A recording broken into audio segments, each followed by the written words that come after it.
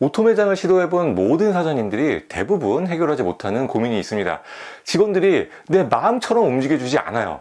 이게 굉장히 큰 문제죠. 그래서 지분이라는 아주 강력한 무게를 꺼내드는 사장님도 제법 있습니다. 점장이 창업 비용을 보태는 대신에 그만큼 지분을 주고 수익을 배분하는 방식이죠. 이건 직원들에게 엄청난 동기부여가 됩니다. 나도 열심히 일해서 점장이 되고 또 지분도 가져봐야지, 이런 생각이 자연스레 들겠죠. 그래서 지분 방식은 오토 운영에 있어서 가장 강력한 효과를 낼 수 있는 직원 관리 방식입니다. 다만 제 개인 취향상 지분 방식을 싫어하기 때문에 그동안 자세하게 설명드린 적은 없었는데요. 그래도 궁금해 하시는 분들이 많고 또 지분으로 좋은 결과를 본 사장님들도 있단 말이죠. 그래서 제 취향과는 별개로 지분 방식에 대해서 구체적으로 한번 알려드리는 시간을 갖도록 하겠습니다.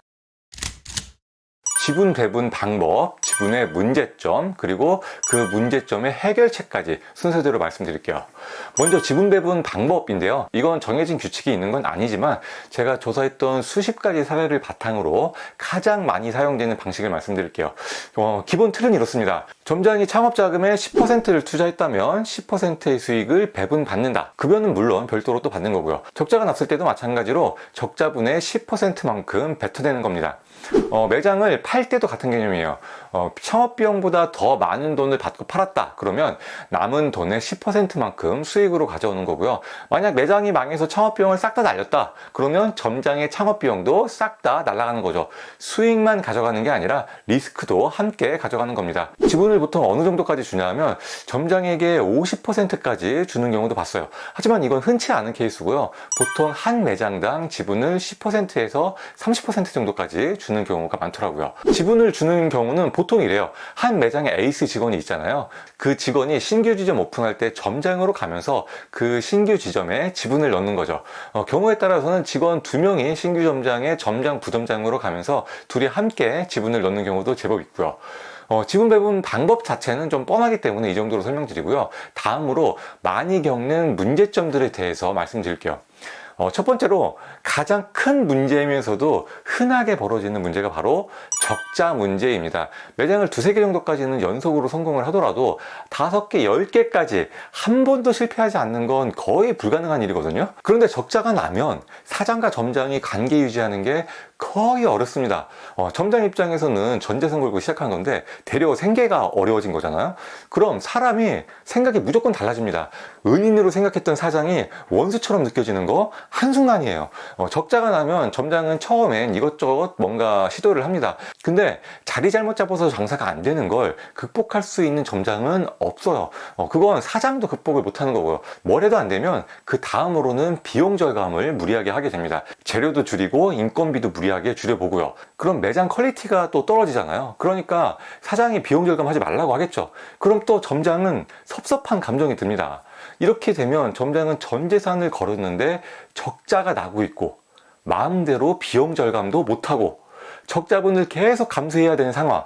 그런데 계약 관계에 묶여 있어서 그만두지도 못해요. 매장 안에서 하루하루 죽어가는 겁니다. 결국 그 점장은 10중 8구 나가 떨어지게 돼 있어요. 그래서 매장이 적자가 나기 시작하면 급격하게 무너지는 것이 지분 구조입니다. 두 번째 문제점은 창업에 대한 압박입니다. 직원들에게 지분을 주기 위해서는 신규 매장을 오픈해야 되잖아요. 매장을 2개, 3개 정도 오픈할 때까지는 괜찮아요. 그런데 매장이 5개 이상 넘어가는 수준이 되면 문제가 생기기 시작합니다. 직원들의 수는 크게 늘어났는데 매장이 늘어나는 속도는 한계가 있기 때문에 점점 더 직원들의 기회가 없어지는 거예요. 사실 어느 정도 시점에서는 성장을 잠시 중단하고 대출을 갚거나 자산을 쌓아야 하는 타이밍도 필요하거든요.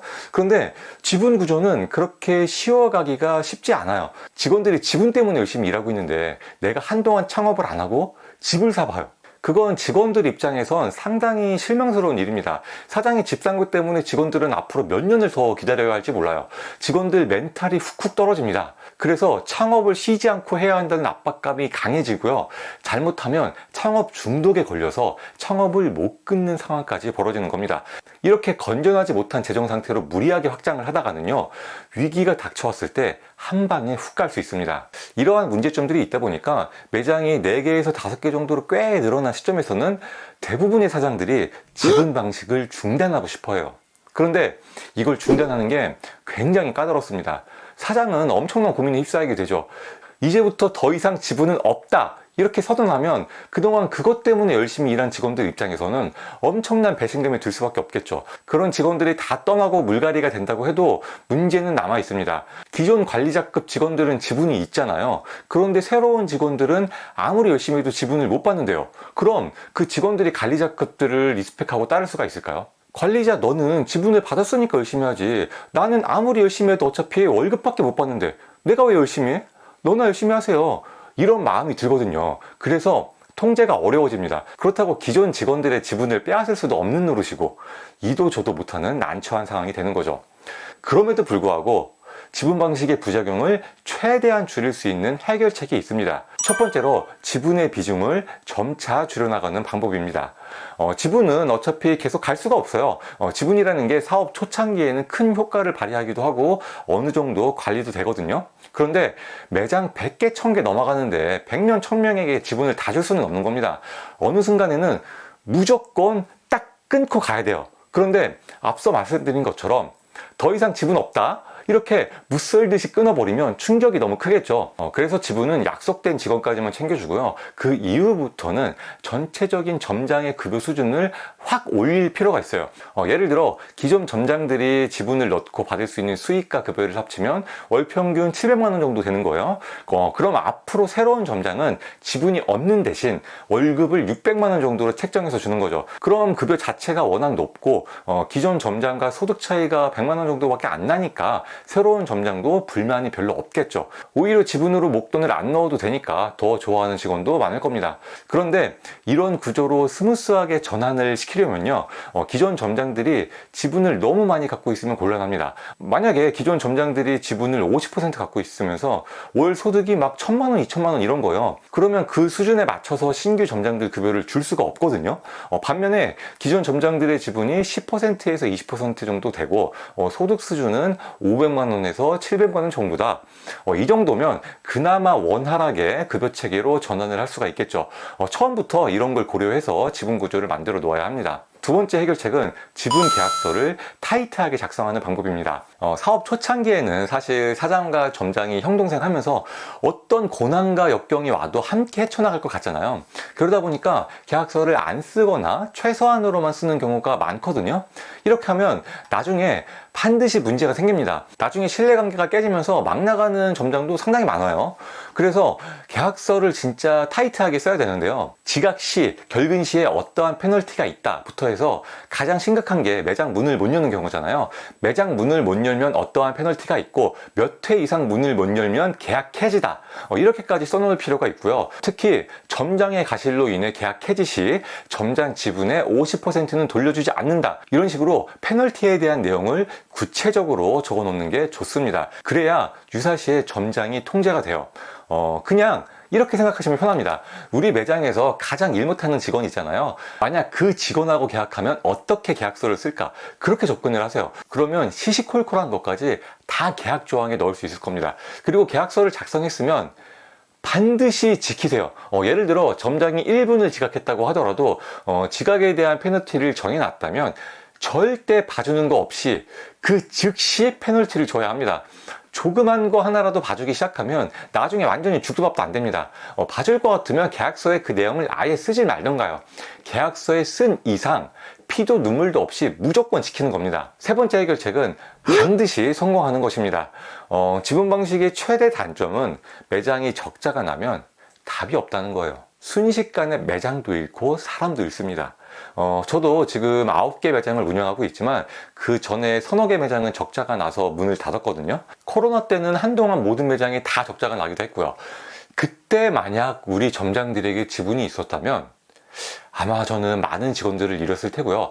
지금처럼 빠르게 위기를 극복하기에는 어려웠을 겁니다. 지분 방식은 매장이 성공했을 때만 효과가 있는 방식이고요. 실패하면 운영이 순식간에 무너지는 방식입니다. 그러니 지분 방식을 선택했다면 꼭 성공하세요.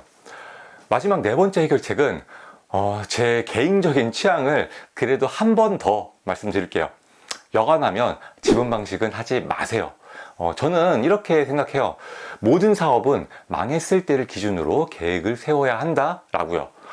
성공하면 사실 뭘 해도 되거든요. 지분이든 급여든 인센티브든 뭐가 됐든 간에 성공하면 그냥 직원에게 많이 주면 돼요. 내가 만약 직원에게 지분으로 월 1,000만 원 소득을 안겨주고 싶잖아요. 저는 그럴 바엔 급여로 월 1,000만 원 주면 된다고 생각합니다. 내가 크게 성공하면 뭘 못 해주겠어요. 실패했을 때가 문제란 말이죠. 저는 모든 사업을 항상 실패했을 때를 기준으로 계획을 세웁니다. 그래서 실패했을 때 리스크가 적은지, 실패했을 때 얼마나 빠르게 극복할 수 있는지, 이런 걸 중점적으로 생각을 해보는데요. 그때마다 항상 지분 방식은 답이 없다는 결론이 나오더라고요. 결국 또 돌고 돌아 오늘도 지분 방식은 하지 말라는 얘기를 들었는데요. 이건 뭐 제 취향이니까요. 앞선 주의사항들을 충분히 고려해서 준비하신다면 여러분에게는 적합한 운영 방식이 될 수도 있을 겁니다.